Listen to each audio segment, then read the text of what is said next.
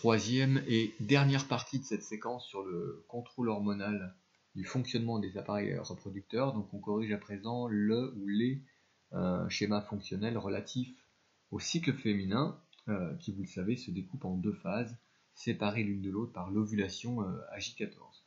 Alors au début, c'est identique à ce qui se passe chez l'homme. On a au niveau du cerveau l'hypothalamus qui libère la GnRH, qui stimule l'hypophyse. L'hypophyse en réponse libère les mêmes hormones que tout à l'heure, c'est-à-dire la FSH. La FSH, dans ce cas-là, elle va stimuler la croissance et la maturation des follicules ovariens, et la LH. L'organe cible, évidemment, c'est l'ovaire, ou les ovaires, puisqu'il y en a deux, et dans un premier temps, ces ovaires vont produire des œstrogènes. Plus précisément, ce sont les cellules folliculaires qui font ça. Les œstrogènes, quant à eux, vont contrôler le fonctionnement de l'utérus, avec deux effets importants. La prolifération des cellules de l'endomètre, ce qui va permettre la reconstitution progressive de la muqueuse utérine après les règles. Deuxième effet, la sécrétion de mucus cervical perméable. Je rappelle, le mucus, c'est un fluide plus ou moins visqueux qu'on va trouver ici au niveau du col de l'utérus et qui, sous l'effet des œstrogènes, va se fluidifier un peu avant l'ovulation, et ce qui va faciliter le passage des spermatozoïdes.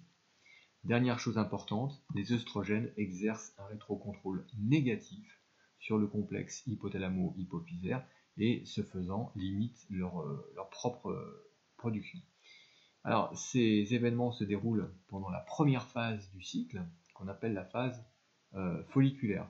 À la fin de cette phase, certains follicules se sont bien développés, et alors, la production d'œstrogènes, même si elle est limitée, elle a quand même un petit peu augmenté, suffisamment en tout cas pour amorcer la phase ovulatoire qui culmine à J14, comme je l'ai dit tout à l'heure.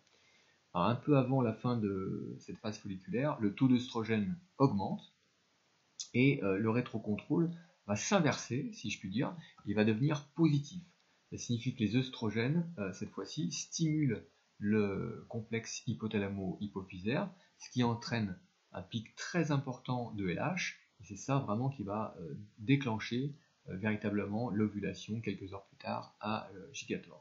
Le pic est de courte durée, puisque on passe ensuite dans la phase lutéale, donc les œstrogènes vont retomber rapidement, la LH aussi, on va perdre le rétrocontrôle positif, et le follicule qui est parvenu à maturité et qui a expulsé son ovule à J14 se transforme en une structure qu'on appelle le corps jaune.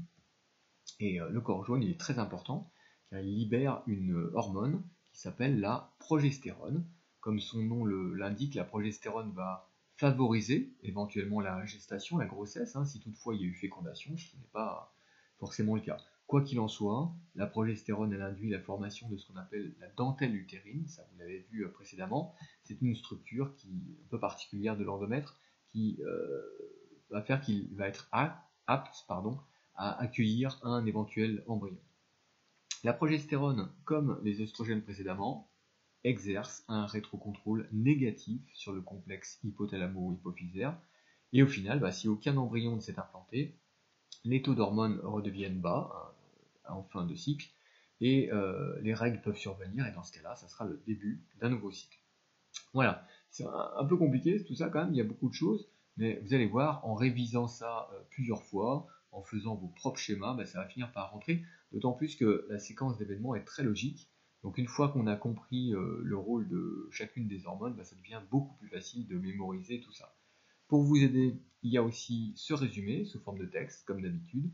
Je vous laisse recopier cette notion soigneusement dans votre cahier à la suite de votre travail. C'est tout pour aujourd'hui. Le chapitre est à présent terminé, donc attendez-vous à une évaluation la prochaine fois ou dès que ce sera possible techniquement. Pour l'instant, les choses sont quand même encore un peu floues, mais je vous tiendrai au courant, donc n'ayez aucune crainte à ce sujet. Voilà, je vous dis à bientôt, bon courage et bon travail à tous.